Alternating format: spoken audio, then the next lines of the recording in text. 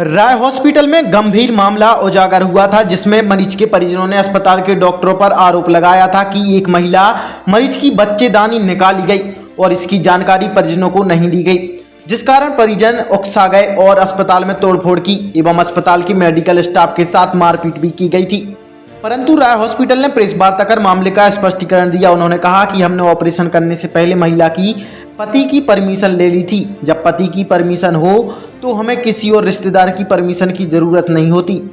जानकारी परिजनों को अवगत करा दी थी, परंतु उसके बाद भी डॉक्टरों के साथ में अभद्रता की गई, मारपीट की गई, अस्पताल में तोड़फोड़ की गई, जो कि कानूनी अपराध है।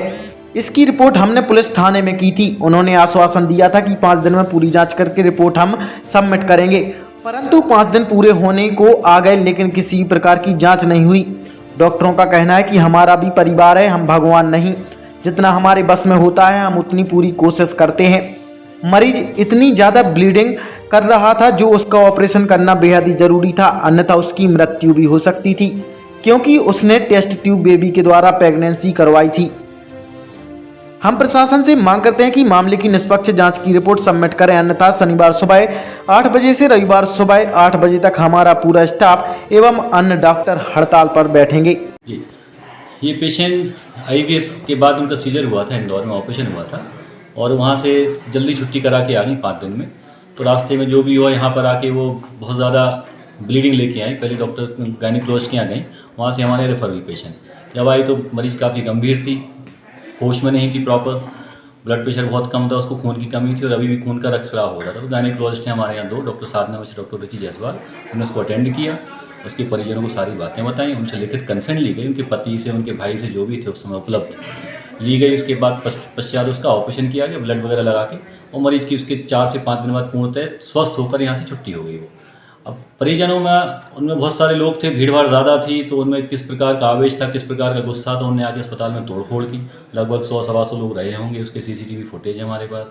उनका जो भी आरोप प्रत्यारोप उससे हमको उतना ज़्यादा मतलब नहीं, परंतु हमने उनकी इस मामले में जितने भी परिजन थे उनके खिलाफ हमने एफआईआर की। हमारा जो मेडिकल प्रोटेक्शन लॉ है उसके उस तरीके से। अब सर आगे क्या करेंगे सर? अब आगे अब जो भी ये कानून और प्रशासन करेगा, हम तो डॉक्टर हैं, हम अपना काम कर रहे हैं, अपनी सेवा कर रहे हैं। अब इस नियम और कायदे और कानून के हिसाब से जो भी उनको सज़ा मिलना होगा, जैसा होगा वो निर्णय लेंगे प्रशासन। जैसे कि सर आपने बताया था कि अगर अस्पताल में कोई टूट फूट होती है, कुछ होता है, इस पर जुर्माना लगाया जाता है, मगर ये जो कोर्ट से आदेश आई तो इसका पालन नहीं होता क्या?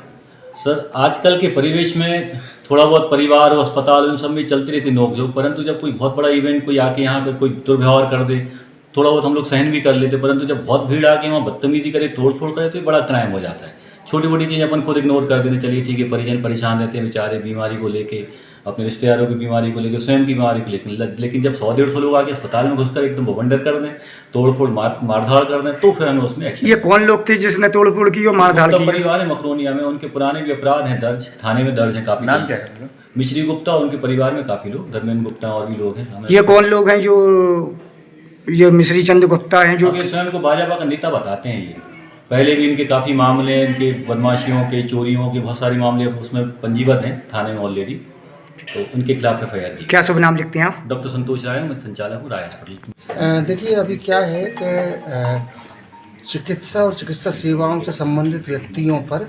प्राणघातक हमले इस तादाद में बढ़ रहे हैं कि हम कई बार रोजी रोटी कमाने जाते हैं तो हमें ये डर लगता है कि वापस लौट के आएंगे भी नहीं। और ऐसे प्रकरण 1-2 की संख्या के में नहीं है भारतवर्ष में, प्रतिवर्ष हजारों की संख्या में होते हैं। और उन घटनाओं को मामूली धक्का मक्की गाली गलौज को यदि छोड़ भी दिया जाए तो बड़ी घटनाएं भी बहुतायत में होती हैं और सागर में भी हो रही हैं। और इस मामले में हम लोगों ने 5 दिन पहले एक धरना प्रदर्शन करके पुलिस से निवेदन किया था, लेकिन पुलिस ने हमारा निवेदन स्वीकार नहीं किया।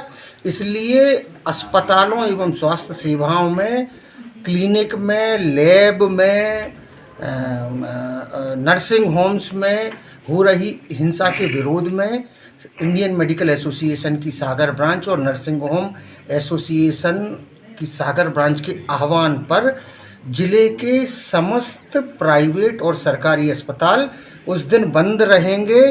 प्राइवेट में कोई ओपीडी नहीं देखी जाएगी, कोई पहले से भर्ती किया हुआ ऑपरेशन नहीं होगा, जो मरीज अनफॉर्चुनेटली भर्ती हैं पहले से, केवल उनको सेवाएं दी जाएंगी। प्राइवेट में कोई इमरजेंसी सेवाएं उपलब्ध नहीं रहेंगी।